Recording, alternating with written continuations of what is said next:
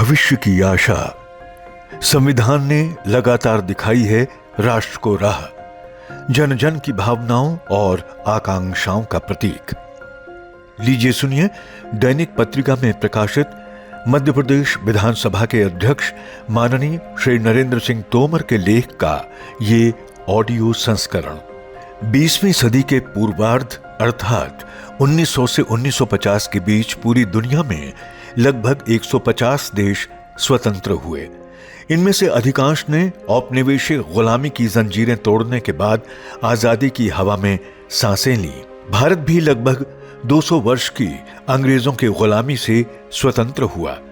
यदि समकालीन स्वतंत्र सभी देशों में हम आज की स्थिति का तुलनात्मक अध्ययन करें तो पाते हैं कि भारत अन्य देशों की तुलना में सबसे अधिक लोकतांत्रिक और शांतिपूर्ण राष्ट्र के रूप में विकसित हुआ है। इसके पीछे निहित है हमारे सशक्त संविधान की ताकत। संविधान निर्माताओं ने संविधान की रचना में भारतीय जीवन मूल्यों, आधुनिक शासन, भविष्य की आशाओं की पूर्ति का लक्ष्य और नागरिक केंद्रित शासन व्यवस्था को इतनी कुशलता के साथ समावेशित किया कि साल दर साल ये लोकतंत्र की जड़ें मजबूत करता ही चला गया। आज हम 76वां संविधान दिवस मना रहे हैं। एक वर्ष पूर्व हमारे संविधान का अमृतकाल वर्ष प्रारंभ हुआ था। संपूर्ण वर्ष हमने संविधान के सम्मान में संविधान गौरव अभियान मनाया और संविधान निर्माताओं के प्रति अपनी कृतज्ञता को ज्ञापित किया। हमारे लिए संविधान दिवस की तिथि न केवल एक औपचारिक स्मृति है, बल्कि उन मूल्यों, आदर्शों और संकल्पों का वार्षिक पुनर्मूल्यांकन भी है जो हमारे लोकतंत्र की नींव हैं। संविधान ने भारत को एक आधुनिक, समतामूलक, लोकतांत्रिक गणराज्य के रूप में स्थापित किया और नागरिकों के अधिकार, अवसर और गरिमा की सुरक्षा सुनिश्चित की। हमारा संविधान जन जन की भावनाओं और आकांक्षाओं का प्रतीक है।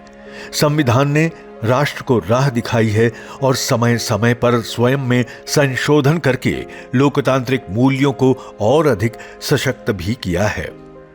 संविधान का केंद्रीय बल नागरिकों को न्याय, स्वतंत्रता, समानता और बंधुत्व प्रदान करने की प्रतिबद्धता है।